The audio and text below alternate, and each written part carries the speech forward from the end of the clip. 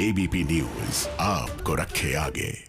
और अब बड़ी खबर जानिए आप। पश्चिम बंगाल से बड़ी खबर आ रही है। टीएमसी छोड़कर बीजेपी में शामिल हुए शुभेंदु अधिकारी के पिता शिशिर अधिकारी को ममता सरकार ने दीघा शंकरपुर विकास प्राधिकरण के चेयरमैन पद से हटा दिया है। टीएमसी ने दीघा शंकर विकास प्राधिकरण के अध्यक्ष का जिम्मा सौंपा है अखिल गिरी को।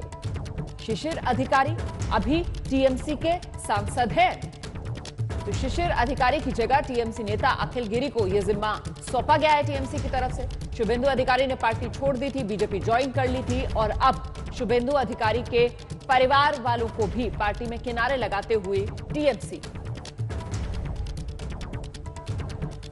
दीघा शंकरपुर डेवलपमेंट अथॉरिटी के चेयरमैन थे शिशिर अधिकारी। शुभेंदु अधिकारी के पिता शिशिर अधिकारी को हटा दिया है उनके पद से और उनकी जगह टीएमसी नेता अखिल गिरी को यह पद सौंप दिया गया है।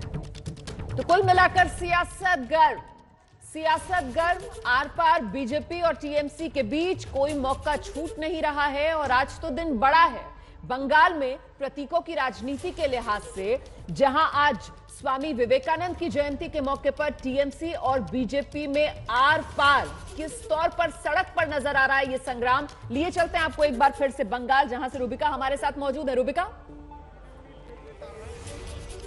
निकाली जा रही है।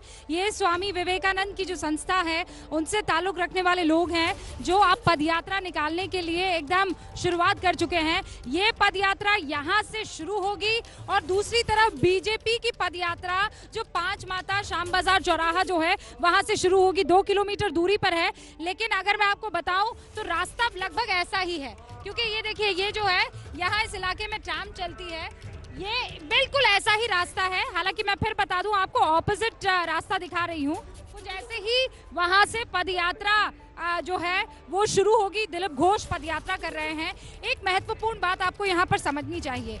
जब ममता बनर्जी यहाँ पर कहती हैं कि हम बंगाल की अस्मिता की लड़ाई लड़ रहे हैं, हमारी पहचान की, हमारी आइडेंटिटी की लड़ाई लड़ रहे हैं और ये लोग बाहरी है, तो ऐसे में आज स्वामी विवेकानंद की जयंती पर आप देखिए यहाँ पर डिप्टी सीएम बंगाल के आए थे। उससे पहले बीजेपी के 3 नेता आ चुके थे, माल्यार्पण कर चुके थे। उसमें से जब केशव प्रसाद मौर्य आए तो उन्होंने तो अंदर जाकर बकायदा हवन भी कर दिया, पूजा अर्चना भी कर दी थी।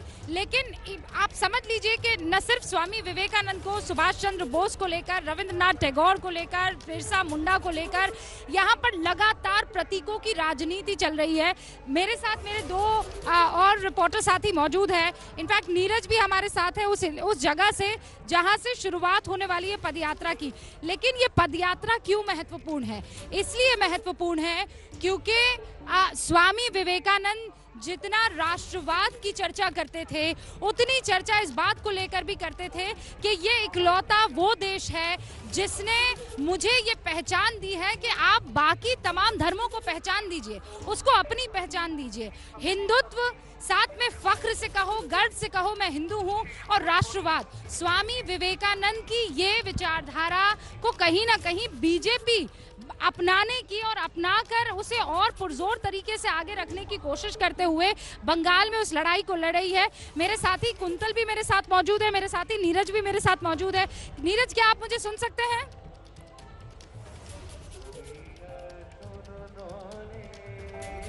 मेरे ख्याल से नीरज मुझे नहीं सुन सकते हैं। कुंतल मुझे सुन सकते हैं। कुंतल, आप लगातार सुबह से इस बात पर चर्चा कर रहे हैं कि कैसे ये प्रतीकों की राजनीति जो है वो दोनों ही पार्टियां कहीं ना कहीं भुनाने की कोशिश करेंगे। अभी आपको कौन आगे कौन पीछे नजर आ रहा है इसमें? देखिए, आगे पीछे तो बात की बात है, लेकिन बंगाल के जो वोटर्स हैं उनके लिए भी ये नहीं है। कुछ ही देर पहले आपने जो नन्हे विवेकानंद से बात कर रहे थे, उनके पिता ने क्या कहा कि वो आगे विवेकानंद जी के दिखाए हुए रास्ते पे चले, मैं वही चाहता हूँ। तो बंगाली तो हर 12 जनवरी को ये यहाँ इसीलिए आते हैं। इस बार पहली बार शायद इसमें राजनीतिक रंग थोड़ा दिखाई दे रही है, और ये बंगाल के लिए नहीं है, बंगालियों के लिए भी नहीं है।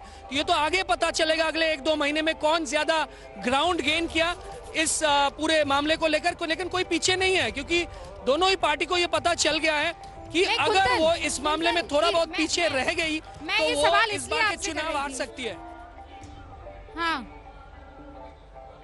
ओके कुंतल, मैं सवाल इसलिए कर रही थी हाँ, रूबिका, क्योंकि ये जो पुरजोर तरीके से स्वामी विवेकानंद की जयंती इस बार बनाई जा रही है, स्वामी विवेकानंद बंगालियों के दिलों में राज करते हैं, इसमें कोई शक नहीं है, लेकिन क्या इस तरीके से इतने बड़े लेवल पर पद यात्राएं निकालना, अभी ये शो खत्म होगा, दिलीप घोष यहाँ पहुंचेंगे, उसके बाद आपको एक और असाइनमेंट है, आपको अभिषेक बनर्जी की पद यात्रा में भी जानी है।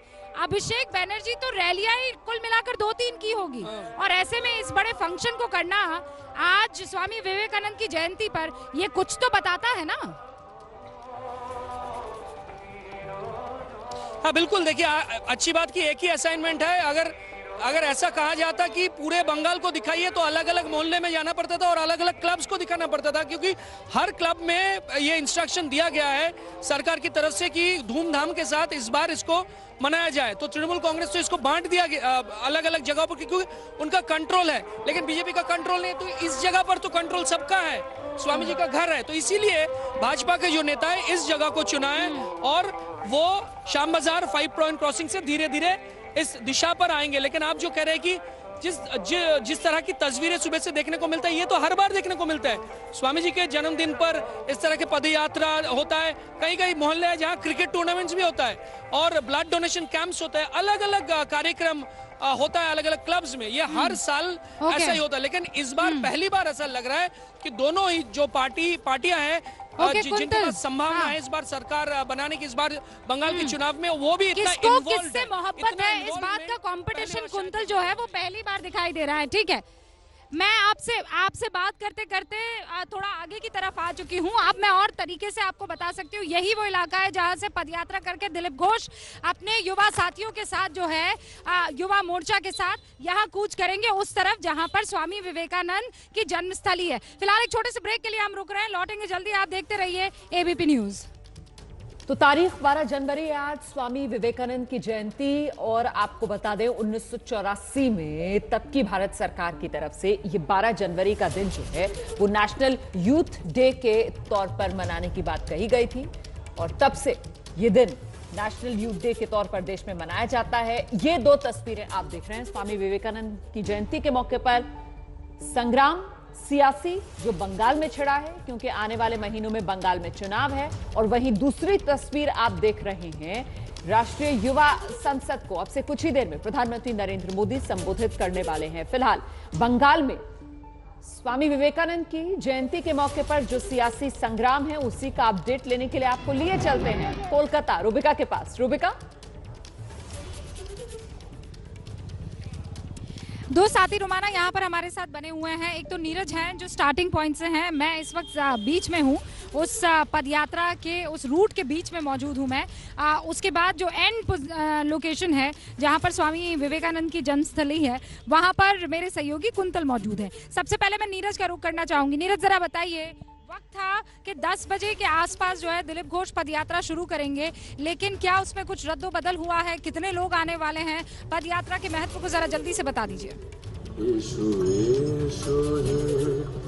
जी बिल्कुल रूबिका, मैं आपको बता दूं कि मैं इस समय सुभाष चंद्र बोस के जो स्टेचू है श्याम बाजार चौक, मैं वहां पे खड़ा हूं और मेरे पीछे आप मैं दिखा सकता हूं, ये एक अच्छी खासी भीड़ और कतारबद्ध महिलाएं हैं, कुछ यूथ है, भारतीय जनता पार्टी के दरअसल ये कार्यकर्ता है। लेकिन सबसे बड़ी चीज है इसमें भाजपा का झंडा कहीं नहीं है, भगवा ध्वज है जो विवेकानंद जी की पहचान रही है, ओम वाला ध्वज, यही विवेकानंद जी की पहचान रही है। और इस ध्वज को लिए ये तमाम जो यूथ महिलाएं खड़ी हैं, दरअसल ये भारतीय जनता पार्टी के जो प्रदेश अध्यक्ष है दिलीप घोष, उनका इंतजार कर रहे हैं कि कब वो आए और काम शुरू हो, इनकी यात्रा शुरू हो। फिलहाल दिलीप घोष यहाँ पहुंचे नहीं हैं।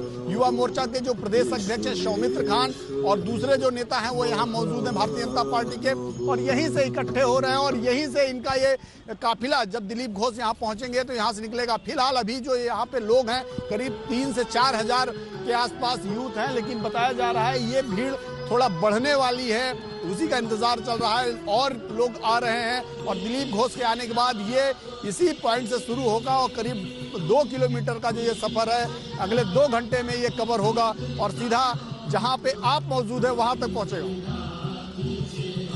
जी रूबिका।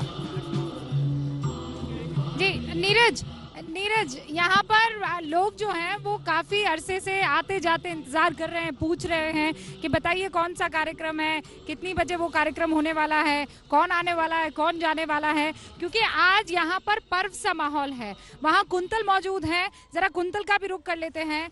कुंतल, दिलीप घोष का इस पूरी की पूरी पदयात्रा का अगवा होना ये बताता है कि ममता दीदी को जो वो आरोप लगा रही है उसी आरोप में जवाब देना। क्या आप कह रही है बाहरी? देखो मैं कहाँ बाहरी हूँ, मैं आ रहा हूँ और मैं उस प्रतीकों के सम्मान का अगवा रहूंगा। बताइए फिर बाहरी कैसे हो गया मैं? दिलीप घोष तो बाहरी बिल्कुल नहीं है और हर साल इस तरह के प्रोग्राम्स में वो हिस्सा लेते हैं। आपको बता दूं, दिलीप घोष एक ऐसे नेता है जो सुबह 5:30 बजे मॉर्निंग वॉक के लिए जाते हैं, वहाँ भी कार्यकर्ता से मिलते हैं। 6:30 बजे चाय पे चर्चा होता है, वहाँ कार्यकर्ता से मिलते हैं। सबसे ज्यादा प्रोग्राम्स दिन में रखते हैं और आम लोगों से वो कनेक्ट सबसे ज्यादा रखते हैं। वो तो बिल्कुल बाहरी है, ये तो कोई नहीं मानेगा। लेकिन आज यहाँ आना दिलीप घोष के इतने लोगों के साथ वो काफी इम्पोर्टेंट है, अहम है चुनाव से पहले, क्योंकि भले ही किसी के हाथ में झंडा नहीं है लेकिन सभी ये दिखाने की कोशिश कर रहे हैं कि स्वामी विवेकानंद से कितना ज्यादा कनेक्ट है किस पार्टी का। तो इसीलिए मैं कह रहा हूँ कि अगर तृणमूल इस पे काम कर रही है तो बीजेपी भी बिल्कुल पीछे नहीं है। इससे पहले भी देखा गया था, शांति निकेतन में उन्होंने सफलतापूर्वक रैली किया था, रोड शो किया था गृह मंत्री अमित शाह ने। और यहाँ भी आज पूरे दिन वो भी अलग अलग जगहों से जो कार्यकर्ता है उनको लेकर यहाँ पहुंच रहे हैं और जहां जहां उनके कंट्रोल है, बीजेपी की कंट्रोल है पश्चिम बंगाल में, वहां भी वो ये कार्यक्रम कर रहे हैं और दिखाने की कोशिश कर रहे हैं कि वाकई बंगाल की जो अस्मिता है उसके साथ कनेक्ट है बीजेपी का। और ये चुनाव से पहले बहुत ही एक अहम मुद्दा इस बार होने जा रहा है। ओके नीरज, जरा मुझे ये बताइए कि दिलीप घोष लेट क्यों हो रहे हैं, क्या वजह है? देखिए, दिलीप घोष दिल्ली चूंकि गए हुए थे, दिल्ली रात रुके थे। आज सुबह की उनकी फ्लाइट थी जो यहाँ 9 बजे लैंड करना था एयरपोर्ट, और एयरपोर्ट लैंड से सीधा यहीं आना था। तो मुझे जहाँ तक जानकारी वो लैंड कर चुके हैं और वो निकल भी चुके हैं यहाँ के लिए। कुछ ही मिनट में, या कहा जा सकता है 15 से 20 मिनट में यहाँ पहुँचने वाले हैं। लेकिन यहाँ पर रुक एक चीज दिखाना जरूरी है, यहाँ पे 2 रथ भी हैं। एक मेरे जस्ट बगल में ये रथ है जो स्वामी विवेकानंद के वेशभूषा में यूथ को तैयार किया गया, जो रथ में बैठे हुए हैं। ये एक बेसिकली दिखाने की कोशिश की गई कि स्वामी विवेकानंद कैसे निकलेंगे। उसके ठीक पीछे एक और रथ है जिसमें भारत का ध्वज लिए हुए एक यूथ है, वो भी स्वामी विवेकानंद के सकल सूरत का उनको बनाया गया है। और ढोल नगाड़ों के साथ एक बड़ी संख्या में लोग यहाँ, महिलाएं कतारबद्ध है, तमाम ढोल नगाड़ों के साथ यहाँ पे लोग मौजूद है। दरअसल ये एक फेस्टिवल के रूप में मनाना चाहते हैं।